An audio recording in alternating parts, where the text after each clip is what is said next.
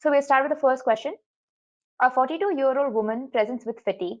She says that her symptoms started gradually after she recently had a total thyroidectomy due to Graves' disease. Past medical history is otherwise unremarkable. The patient is afebrile and her vital signs are within normal limits. Physical examination is unremarkable.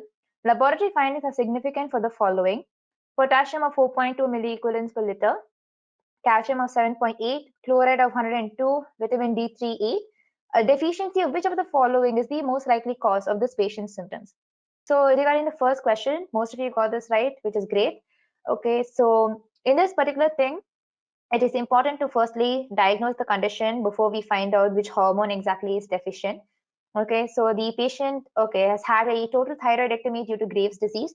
In addition to that, looking at her laboratory findings, she has a decreased calcium level.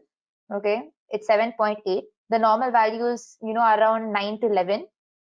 And her vitamin D3 or her active vitamin D levels are lower than normal. The reference range is given over here. So just based off of this, you can automatically come to the diagnosis of A. Okay, the patient, not exactly diagnosis, but the patient is presenting with hypocalcemia, and she also has a decreased vitamin D3. Now, it's mentioned that the patient has had a total thyroidectomy.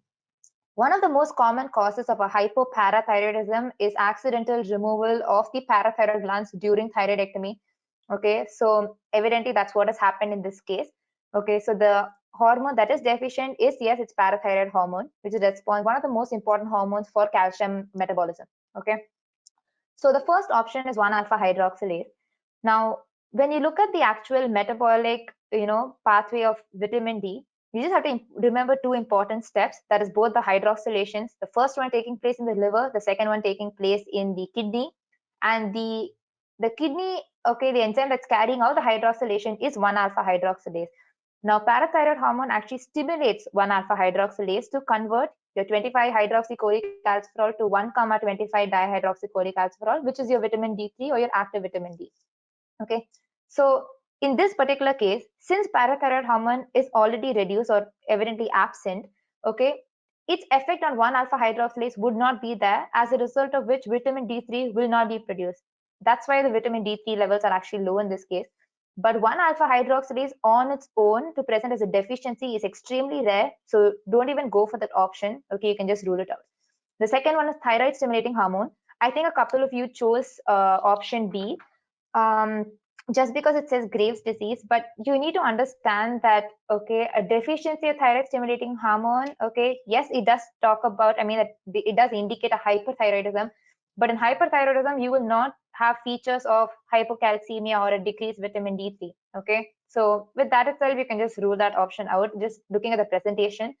The third one is 25 hydroxycholic calciferol. I already mentioned how this is the the step that is acted upon by 1-alpha hydroxylase, and a deficiency of this is just, it doesn't make sense.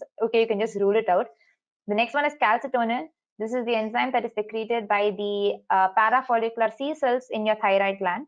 And calcitonin actually opposes the effect of parathyroid hormone. So if calcitonin were deficient in this patient, as per the question and the options, in that particular case, the patient should present with a hypercalcemia due to the unopposed action of parathyroid hormone. But that's not the case over here. You can just very easily rule it out. Questions like this, you don't have to spend too much time on, trying to analyze each of the options. There is one option that kind of stands out. There are a lot of questions, or rather majority of questions where you're kind of stuck between two options. But questions like this, it's very, very direct answer. Just go for it. Don't waste time and don't overthink about it. Okay. Thanks for watching. Please give a thumbs up and subscribe for more.